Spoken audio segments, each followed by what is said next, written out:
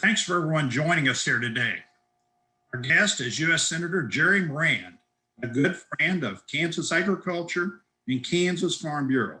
The senator is about to complete his second term and served previously in the U.S. House, representing the Big First District for 7 terms, and before that, in the U.S. Senate now for 8 years. Senator Moran serves on the Appropriations Committee, including the Agricultural Subcommittee. He also serves on the Banking, Health and Education and Labor, Pensions, Commerce, Science and Transportation, Indian Affairs, and is a ranking member on the Veteran Affairs Committee. We are very pleased to have us this afternoon with Senator Moran.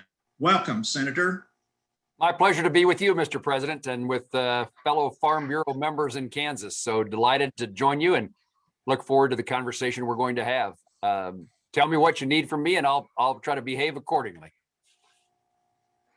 Well, Senator, if you can just kind of fill us in a little bit about what's going on. And this is hopefully a different version of your typical town hall meetings that you're so well known for. So if you can just share with us a little bit about what is going on and what you've been the most involved in and some of the questions that you've been getting. Well, thank you very much, Rich. And I appreciate the chance to have this conversation. I appreciate Kansas Farm Bureau reaching out to its members and creating an opportunity for me to have a visit with them. I would say that welcome to my office. I appreciate the chance that you all have given me to represent you in the nation's capital and highlight something that I have said too many times, probably for most of you. A primary reason that I've asked to serve in Washington, D.C. Is a belief in rural America, that where we all come from is important. And it's important clearly to the future of what we do in Kansas and what our kids and grandkids are able to do in Kansas.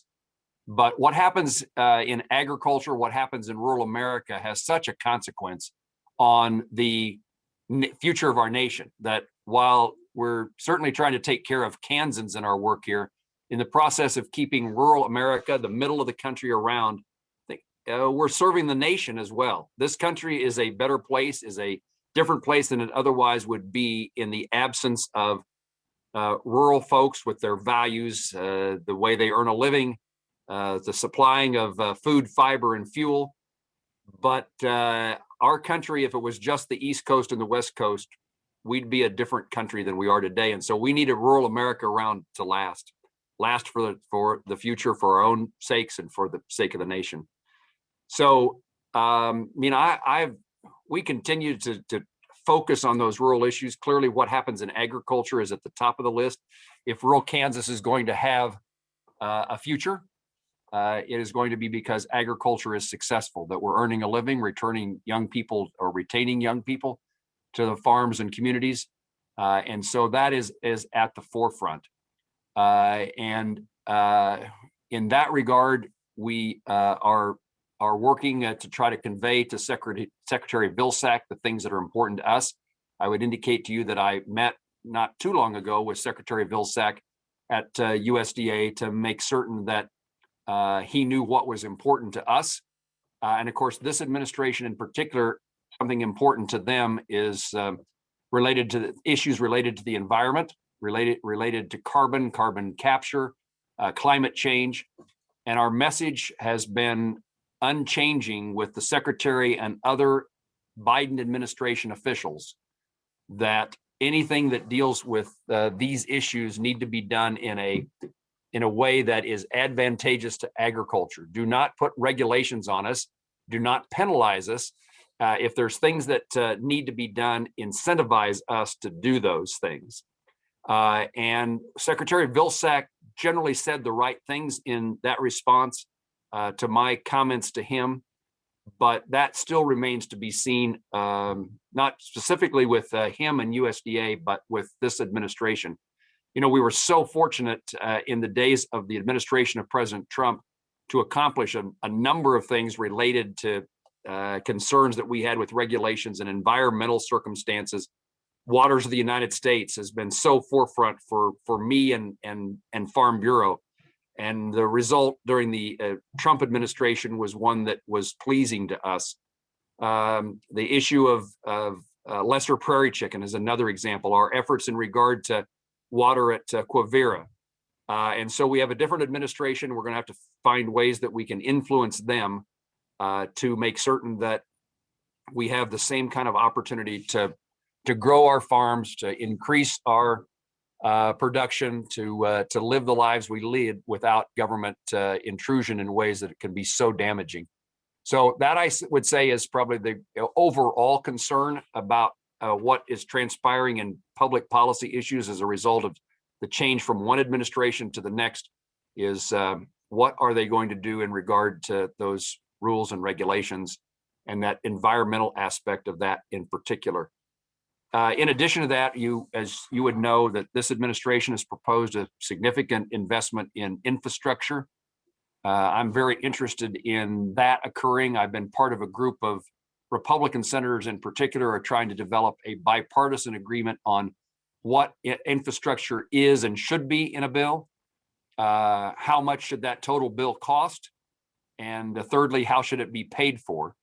And particularly on top of a $1.9 trillion COVID package relief that occurred early this year, now a $2 to $3 trillion infrastructure bill is a huge amount of money that we ought to be very cautious about spending. So there's bipartisan efforts underway. Anxious to see what the president might have to say about those as the State of the Union is about to occur, the president's speech to a joint session of Congress. And so we have our continual work cut out for us and lots of other issues that affect rural Kansas, but I'll see what direction you and your members want to take this dialogue. Thanks, Senator. We're glad that you took the time to join us today. Appreciate your words thus far and look forward to the conversation. Really quickly for attendees who are with us on the presentation today, if you've got a question for Senator Moran, you can put that in the Q&A function at the bottom of the screen and we'll get to those as we can. Senator, you mentioned, start of a new Congress. We're in the 117th Congress now. How are things functioning in terms of committee work? Is it more regular order? Are you seeing bills come to the floor? What's your sense on the process so far as we head into a new Congress? Terry, I wish this place worked better. I wish we were able to accomplish more. And we certainly continue to have those challenges. The Senate is split 50 Republicans, 50 Democrats. Let me tell you that, I'll describe kind of the circumstance that we're in, but let me first highlight how important it is for us to maintain the current Senate rules. So this place is we had a 50-50 split. There aren't many what you would call rural or moderate Democrats left in the United States Senate. They've been defeated in elections over the years. And so Republicans have become more conservative by nature and Democrats have become more liberal by nature. And so the teams are further apart and it's harder to find that middle or common ground with my colleagues. Doesn't mean that we don't try, and there are issues in which it can work better than in others, but it is difficult to find the legislative sweet spot that allows a bill to become law. One of the things that may cause further erode what I think is an important feature that protects rural America, that protects the minority, which rural America is, that's the Senate rules. And the Senate rules for a long time, really since the beginning of the United States Senate, have said that it takes an extraordinary majority in order for a bill to be considered or a bill to be passed. It used to say that, those rules used to say that about nominations to the executive branch or to be nominated and confirmed as a judge. Over time, those rules have been eroded, and the possibility certainly exists that rather than requiring 60 votes to pass a piece of legislation or to consider a piece of legislation, it's possible that the Democrat majority will decide to change those rules and make it a 51 vote necessary for passage. That may sound fine. We learned in FFA and Robert's Rules of Order, we learned in even our church gatherings that a majority rule wins. But the United States Senate was developed and designed to protect minority. And even when the Republicans are in the majority in the Senate, we're not at the moment, but when we are, rural America is still a minority, and those rules protect us most of the time. There's never been 60 Republican senators ever. There's never been certainly 60 conservative senators ever. And so that 60 vote margin is becoming an opportunity for us to prevent some of the things I have already talked about related to environmental rules and regulations. 60 votes allows us to say no. It takes a super majority, and you're not going to get 10 Republican votes for this kind of thing, or you're not going to get 10 votes from senators from rural states. And so I think the issue that is at hand is if the Democrats see an opportunity to highlight to the American people that the Republicans aren't cooperating and they're changing the rules, that could happen. And it's a very easy thing to do. When Harry Reid, the former majority leader, and back in the previous Democrat days, made a decision, and that was to change that rule, make it 51 votes on just a judge. So there's a nominee before the Senate. That nomination did not receive 60 votes. The chair ruled it to be that the nomination failed. The person was not confirmed. And Senator Reid appealed the ruling of the chair. And sadly, while it takes 60 votes to pass legislation, it only takes 51 votes to change, to overturn the ruling of the presiding officer of the Senate. So on that day, more than 51 votes approved Senator Reid's motion that the chair was simply wrong, that the person was still confirmed despite not getting 60 votes. And that then becomes the precedent of the Senate. So just in a kind of a moment, in a matter of 3 or 4 minutes, the Senate rules, which have been in place for decades, for generations in many instances, were gone. And now people can be confirmed with just 51 votes. It certainly means that I have less input on who a Democrat nominates. And it means I have less influence on how a nominee, what commitments they might make to me, in some ways in return for support, what they might agree to do for Kansas or for rural America, or come visit with my constituents. So I would say that there's a lot of tension around here, awaiting this moment to see whether or not Democrats have the votes and take the opportunity to change the rules, not for just one vote, but for the future of the United States Senate. Our country and the institution of the Senate will be changed by that action. So there's tension about what the rules are going to be. In the meantime, the Senate floor is busy, mostly with nominations by the Biden administration, new people being put into office. We're filling those positions. Many of them I have opposed, and many of them I've supported. And it is a case-by-case basis whether or not I believe that a person that has been nominated has the capacity to serve in a way that is beneficial to the country. And our committees are meeting. My committee assignments, Rich already outlined, but there are lots of activities in the committee. I would tell you the focus of many of the hearings are significantly different than they were in the days in which the committees were chaired by a Republican. But there's a lot of effort that's still ongoing. And the focus originally was on the $1.9 trillion COVID relief package, which is now passed and been signed into law, although little of the money has been spent yet. And the new focus is now shifting to what should an infrastructure package look like. And from a Kansas perspective, this is an important issue. I have or in the past or currently serve on almost every committee that has anything to do with transportation in the Senate. And it is useful for us to invest in infrastructure, especially in a state like ours in the middle of the country. We're getting our ag products and our manufactured goods to world markets, and whether or not we can compete in those markets is determined by the efficiency by which our transportation system works so that we can compete for price. And then I'm out and about. I mean, I'm on my usual schedule of coming to Washington, D.C. on Monday and returning on Thursday or Friday to Kansas. And we're slowly getting back to the kind of publicly attended meetings that we are known for.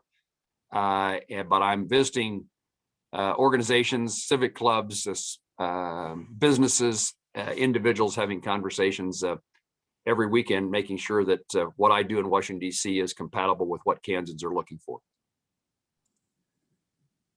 Senator, we're certainly grateful for your partnership and all of those activities, for the commitment to bipartisanship and work with others across the aisle to make sure that policy is sound and that the rules, like you said, are reinforced and to our benefit in rural America. Terry, can I pick up on something you said? People sometimes complain about bipartisanship. They want the fight. And there are things to fight about, and there's things to be adamantly opposed to or adamantly for, and there's little middle of ground. But the vast majority of things that the United States Senate considers, are things that we ought to be able to find common ground, not foregoing what you believe in or your principles, but the ability to find that sweet spot that you can satisfy folks. And if that's not going to be possible, then nothing will pass. Again, there aren't 60 Democrats, there aren't 60 Republicans. No piece of legislation would become law today without the effort of finding some people who are willing to cast a vote that brings us together, not pulls us apart. We would certainly agree with that sentiment. When you mentioned infrastructure, and we have been long-term at the Farm Bureau's proponents of solid roads, rail, and that infrastructure that allows us to transport commodities. It seems in this kind of new world that we find ourselves in at times that we also rely heavily on the internet for that business activity and educating our kids, seeing the doctor at times, all of those sorts of things. Can you talk a little bit about work and what you believe might be coming in a theoretical or proposed infrastructure package that would allow us to see additional broadband development and additional opportunity in that space for our members who live across the state?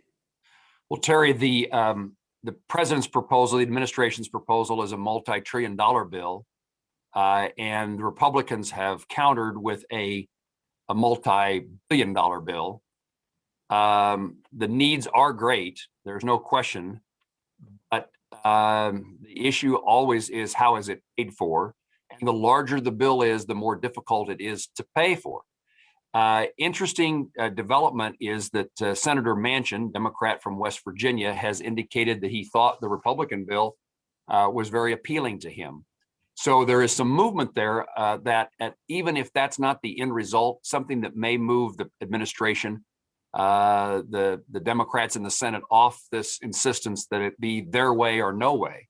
And so if there is a senator or two on the Democrat side, and Senator Manchin is the one that is often in that role, Senator Krista Sinema from Arizona is another, and there should be others. A handful of my Democrat colleagues ought to be interested in trying to find something. I was one of the group of Republicans that went to the White House trying to find a smaller version of the $1.9 trillion. I spent 2 hours in the Oval Office with my colleagues and with President Biden and his staff. And I don't think we had much of a shot at changing that 1.9 trillion, despite the president's campaign, candidate Biden talking about bipartisanship, and his inaugural address focused on bipartisanship. I think once they announce a plan, that particularly the first piece of legislation, the administration then wants to prove that they can deliver what they said they were going to do. And so I don't think there was much movement in that. But I would tell you that the president seemed more interested to me in finding a path of consensus than either what I see from Speaker Pelosi or from Majority Leader Schumer.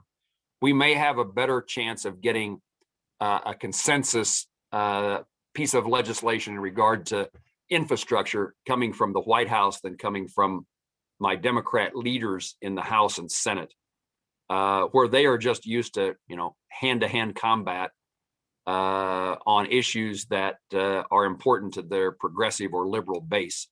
So what I would expect is what you would think about infrastructure. I think we would define it more narrowly.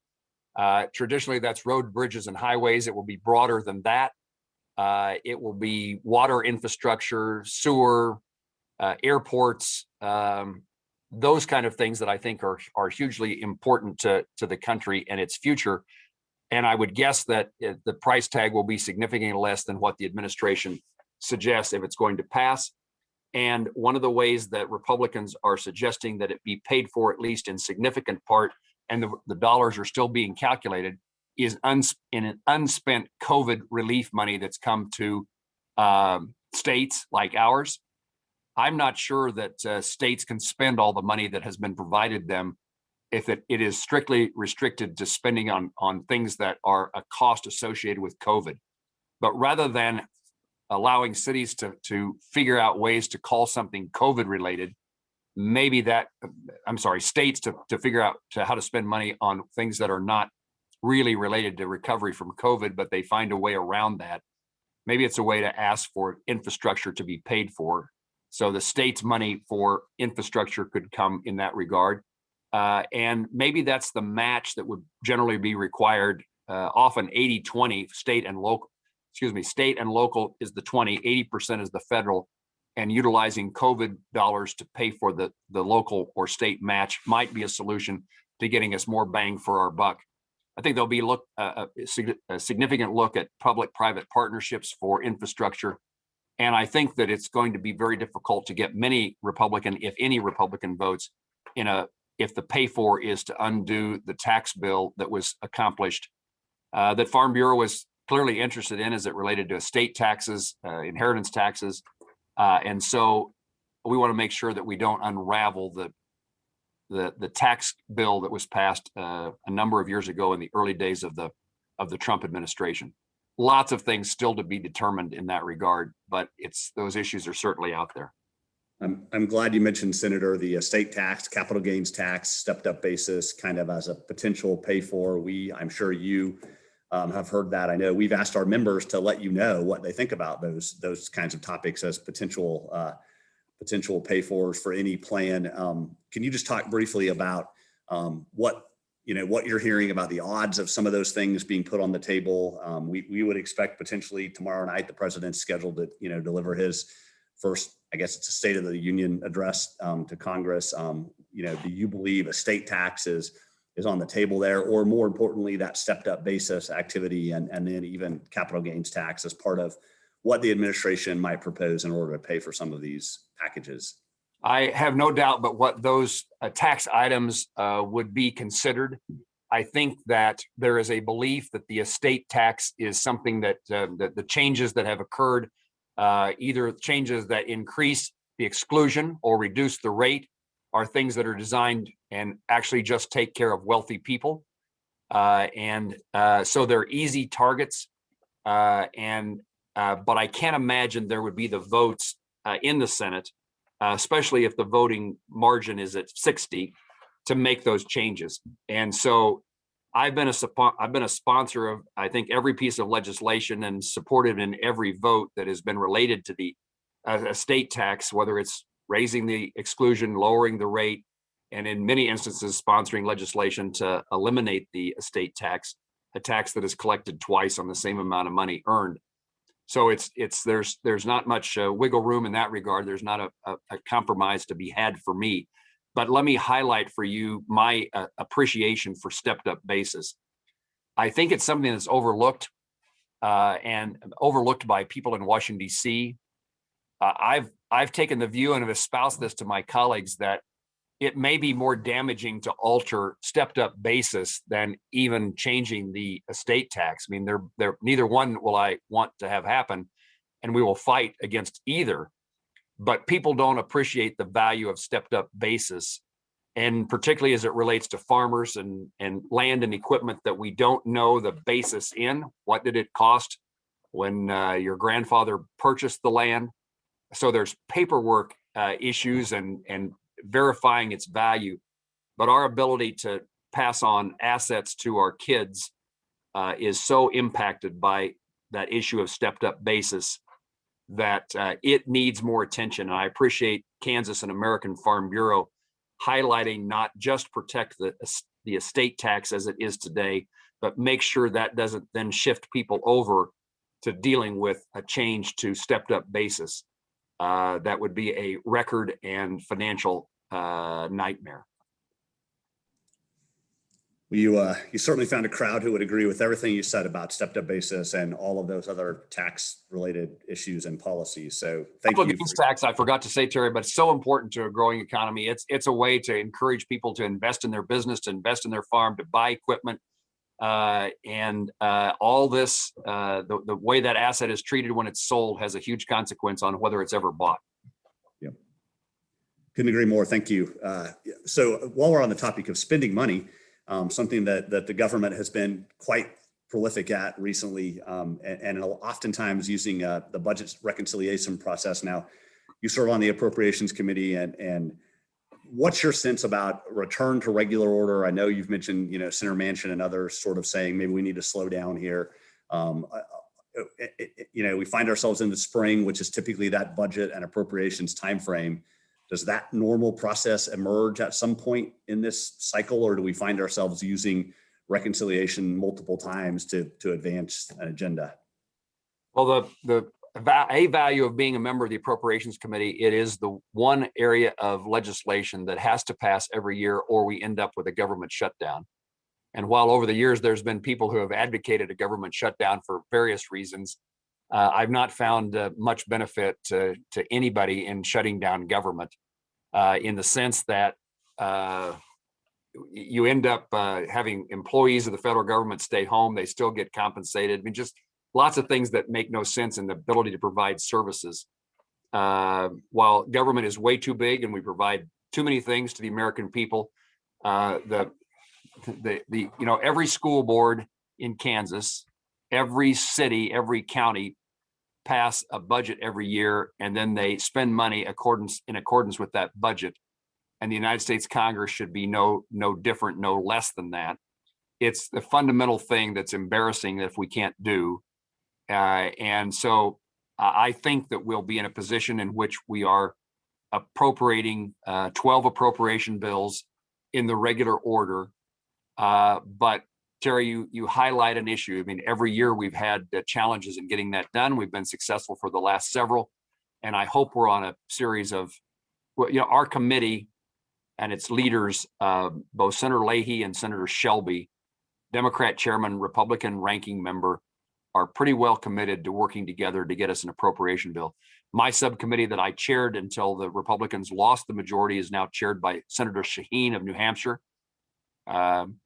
We worked together when our roles were reversed, and we'll work together well and create a bill that can be supported by nearly every member of the Appropriation Committee and more than 60 members of the United States Senate. And I think that's the kind of work you'll see from the Appropriations Committee. Having said that, you highlighted spending. And I would, again, used to be more easily be able to say that, you could eliminate all the discretionary spending, the things we appropriate every year, and still not make much of the dent in the deficit. With the amount of money that's been spent on COVID, that sentence that I just said is still true, but it's less true because we're spending lots of money. We spent lots of money in regard to COVID-19. And I don't think you can recover from that by simply not appropriating any money to the normal functions of government. You all want USDA, I assume, to do a lot less, but you still need it to function. And just shutting it down means that, there are no market reports and the basic things that still matter to us, still services that are provided by government. So I think we're in a process of the appropriations process moving along, and I'll keep my fingers crossed that that continues to be the case.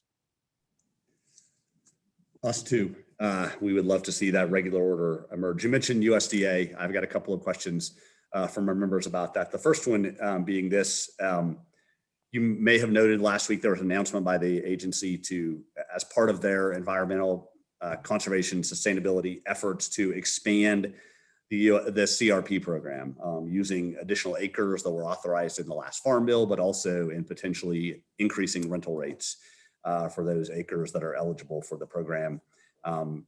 What's your sense about how we balance the need to conserve with the need to also grow commodities that, and oftentimes, especially in a state like Kansas, have to leave the state and go somewhere else to be consumed by a hungry population around the world? How do we balance those things? Terry, it's a great question. And I think that, in my view, and this sometimes is not what farmers will tell me, and including perhaps some on this call, but I see the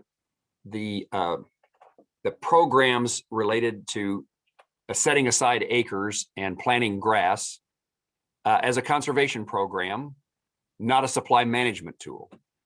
And while there might be a slight or added benefit to reducing the supply of commodities in hopes that the price goes up, my view is that land that is put into CRP ought to be land that should never have been broken out in the first place for cultivation. And I say that I certainly understand the desire that we do everything to increase the price, which you can do by reducing the supply. But if we're not farming in Kansas, our community's future are greatly impacted. In the absence of production agriculture, as compared to in the presence of grassland or absentee landowners who have ground in CRP, there is no young farmer opportunity. There is no grain elevator. There is no need for transportation. And so we need to make certain that the CRP program is a conservation program utilized to assist landowners in making certain that the land that is highly erodible, that blows away in the wind, that shouldn't have been broken out and cultivated, is the land that goes into the CRP program. There are other appropriate conservation programs that we generally refer to as working lands, which helps us in conservation, but also allows farmers to earn a living and support the communities by their economic activity to keep a community going. This is, perhaps you're lending yourself or leading me to the question of 30 by 30, which is related to this topic.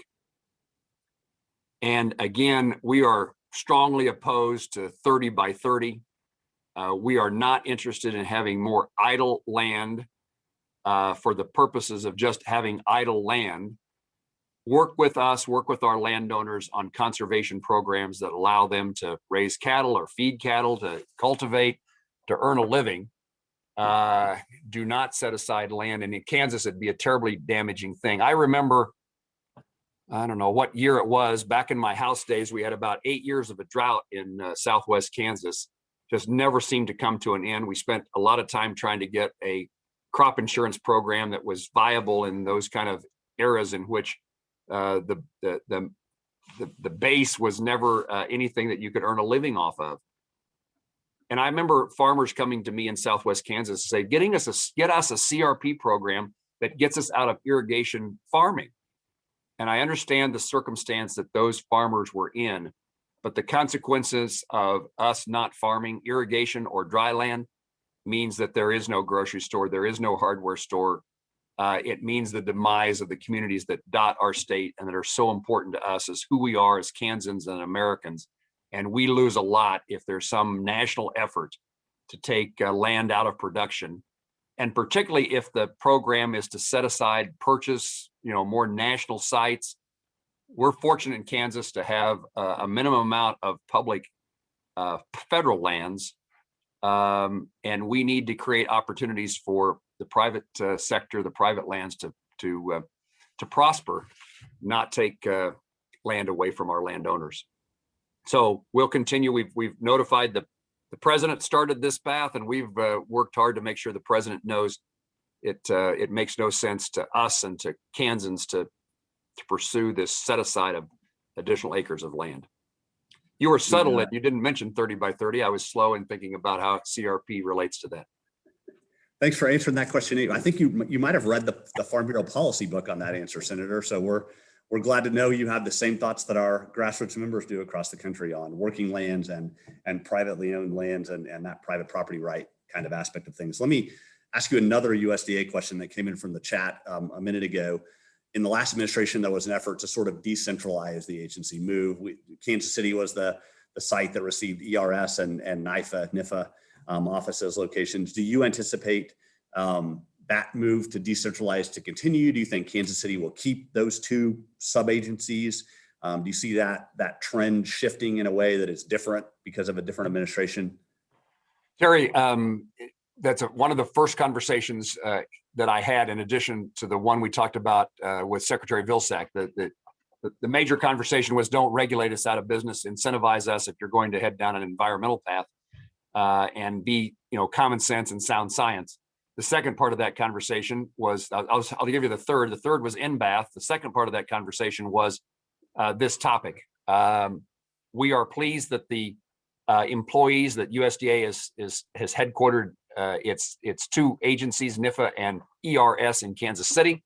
We worked hard to get that achieved. I personally lobbied Secretary Perdue on a number of occasions. The congressional delegation, both in Missouri, Kansas, and to some degree Iowa and Oklahoma, were aligned with us and helped us.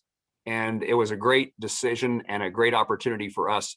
We now need to demonstrate that we can help USDA find the necessary employees to staff those two agencies. And what the secretary has said just within the last day is that the offices will continue in Kansas City. So a piece of positive news. But the kind of caveat was not that they were going to leave, but we'll make a decision is the way I heard or read what the secretary said. We'll make a decision where we hire people based upon where we can hire them. So he would see there's lack of employees. It's been reported numerous times that more people need to be hired in Kansas City, and they try to highlight how difficult it is to get people hired, or particularly to move to the Midwest. But it's also true that the offices of NIFA and ERS are understaffed in Washington, D.C. And so the secretary's making the point that we'll hire them, I guess, wherever we can get them. And I think there's opportunities for us to make certain that employees be hired in Kansas City, and that people who consider coming to Kansas City from Washington, D.C. or someplace else to take those jobs know what kind of quality of life we have. I've listened to folks on airplanes for a chunk of my life, traveling back and forth between Washington, D.C. and Kansas City. And the conversations about people who are moving there, they seem to be dreading it. And the conversations by people who moved there and are now moving away are dreading the move back. It just takes a little bit. And I've talked to employees and in Kansas City at NIFA and ERS who say, this is just a wonderful place. I'm so glad we came. And so we have an image or out in the middle of nowhere kind of circumstance that we just have to overcome. And we need to help USDA recruit the necessary help so that the additional employees are hired in our neighborhood, not here in Washington, D.C., where incidentally, if there's ever a dip in the U.S. economy, never seems to be felt in Washington, D.C., because the government payrolls just continue in good times and bad. So we'd like some of the certainty that comes from those jobs being in Kansas. And I would add one other thing to that topic. It's a challenge to get young people on a farm or back to a farm. There are kids who've grown up and wish they had the opportunity to farm themselves. At least in some instances, that means farming part-time or farming for somebody else. And these kind of jobs in agriculture in our communities across Kansas and now in Kansas City for USDA, those are great opportunities for people to remain involved in production agriculture and still have that second income in agriculture. And it's an opportunity for us to utilize the skill set, the values, the knowledge that a farm kid has about agriculture to work in the federal government, which I think is a useful thing as we try to find just common sense solutions. Courtesy and kindness, the kind of people we raise in Kansas in those positions helps us accomplish that. So all around, the decision to move to Kansas City, to move to the Midwest, was a good one. And we should be in a mindset of how can we help make certain that that the people who the jobs are filled, I guess is the way of saying that. And so it's good stuff. And the secretary kind of outlined that, as I said, just within the last day. That's great, Senator. We certainly agree that common sense really does come from the heartland, and that we probably have the corner market out here in Kansas on that topic. If more folks would just listen to us and do what we say, right? Let me shift gears a little bit. Yesterday, the 2020 census results were announced. You probably saw there are, California, upper Midwest states who are losing seats. Those are going to other states, Colorado, Texas, a couple that are gaining seats. Any thoughts about how that changes the dynamic in Washington, D.C., especially obviously as it relates to the House of Representatives, but your thoughts about the perspective that those new folks or the seats that will shift might bring to the Congress?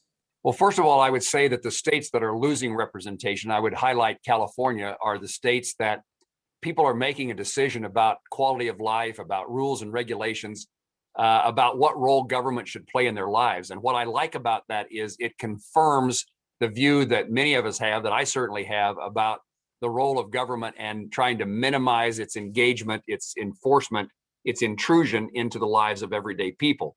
And people are making the choice, despite California's great weather, They're making the choice that it's better to live someplace else. It's better to have a business someplace else. Look at the dairies that have come to Kansas from California and ask why they're coming. And you can't, I wish I could say that the climate was the reason they were coming to Kansas. It's because of the environmental rules and regulations, the property values, the intrusion of the cities.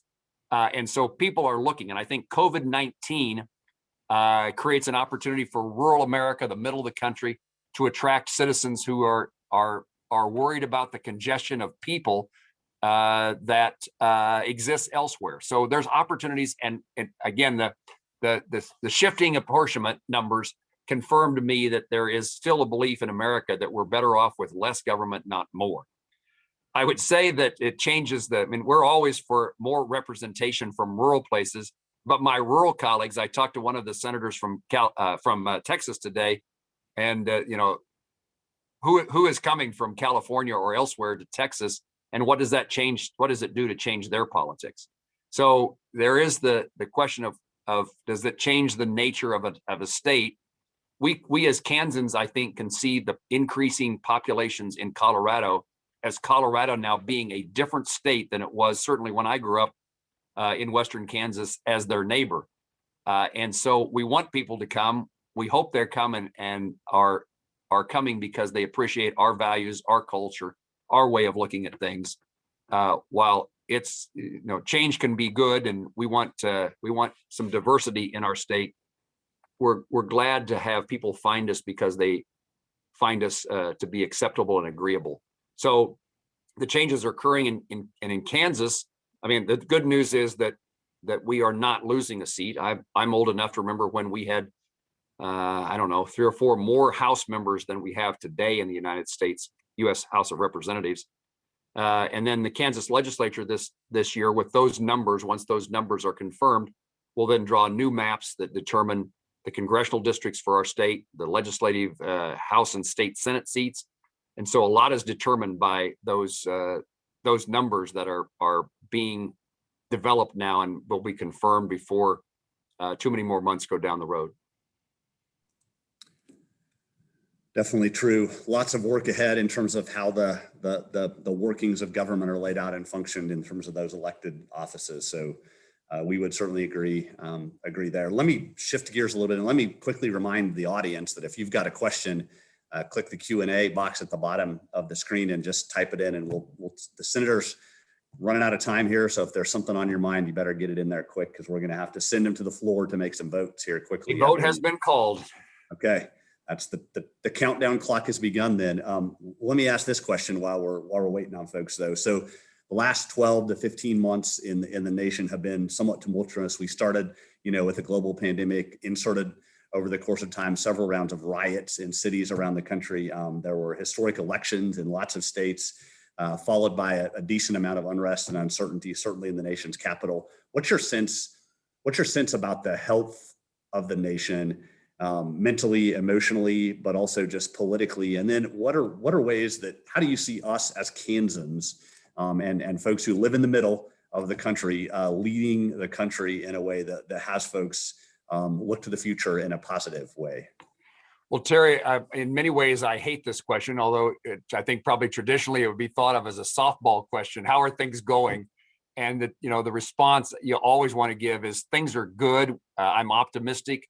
And the future is bright. I mean, that's what I want to say. I want to be honest enough to say that, I'm concerned about the nature of the political dialogue in this country.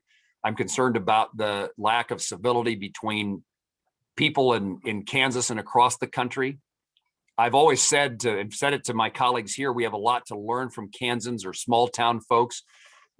I know in our communities, we know what church people go to. We know what political party they belong to. We know what kind of they believe. We know people, and yet we still get along with them because we all see each other at the grocery store. We see each other on the football field on Friday night. We are a part of a community, and we need desperately to return to the days in which our nation was part of a community. And there's, lots of reasons I think that things are changing. I can't help but believe that social media is part of the culprit that is changing the nature of how people relate one to another.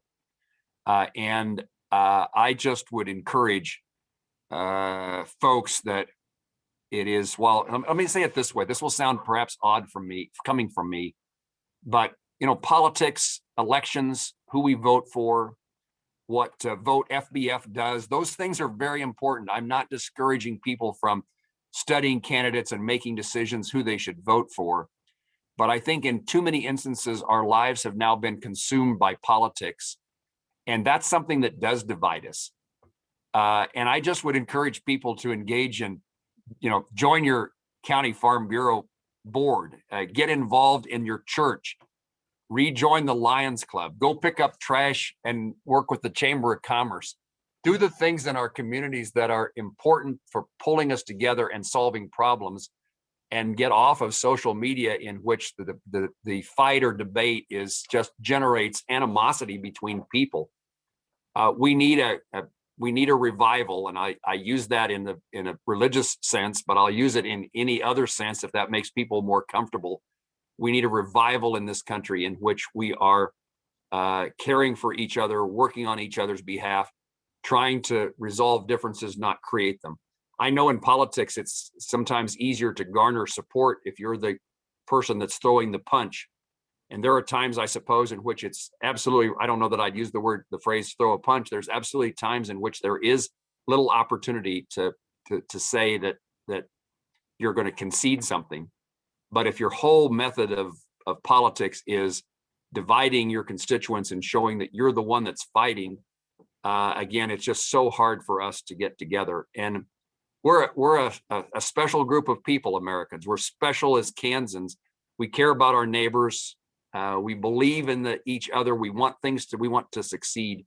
So I'll get off out of the pulpit perhaps and just say that I hope that things will improve. And it takes citizens who insist that things be different than they have been in the divisive nature of the way that politicians, elected officials conduct themselves. It's important for the future of the country. I think our challenges are significant. My best guess is the economy is going to continue to grow, that our economic circumstances in this nation are going to improve. But I worry about the nature of we as human beings. Have we been given so much that we're so satisfied, we're selfish, we don't have to give? Do we not have to work for what we want? There's just kind of cultural things that are happening. And to be even more serious for a moment, I think China and perhaps Russia are significant, not just competitors. They are adversaries of ours, and we need a country that's united. Our enemies, our adversaries delight when we are split, when we are arguing among ourselves, when we're doing things that don't protect our national security because we're too busy arguing with our neighbor. We are harming ourselves in a national security sense. And I think the circumstance desperately cries out for a united nation, for a united country that is developing the policies and approaches to dealing with a very dangerous and difficult world. Senator, we want to be respectful of your time. We're grateful that you're an ally in that front. I've got another question or so, but if you need to run, we completely understand. Terry, I think we can do another one, and then Okay. I probably do need to go. There's about 6 minutes left in the vote. All right, we'll take the. Fortunately, I work out regularly, and I'm fit enough, I think, to get across the street, despite that broken ankle. You can make it there, yeah. Well, it's got pins and a plate, so you're probably just fine, right? Probably better off.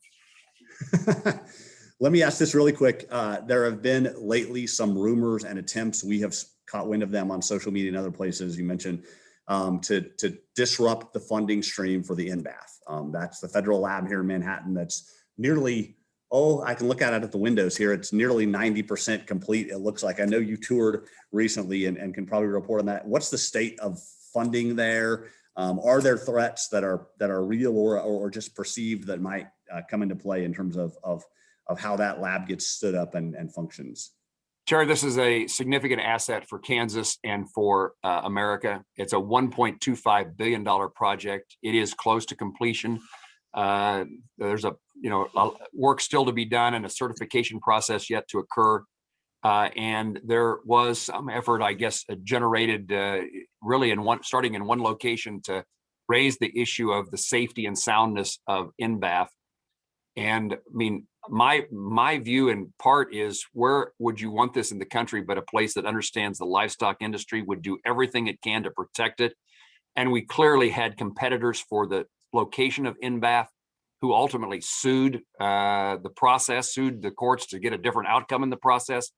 And as a result, not only did the design start to be, sound, safe, and secure, because we had to prove that time and time again, it is even more sound, safe, and secure. I mean, I saw one of the reasons I wanted to visit, and that was last Friday, visit InBath, was the nature of what's the construction look like, and the poured concrete, the steel beams, the tornado ability to withstand significant winds and tornadoes, the metal levelers that can close, the shutters that can close on windows, the air handling system, all designed at every level to be as safe and secure as science knows how to be, as technology knows how to be.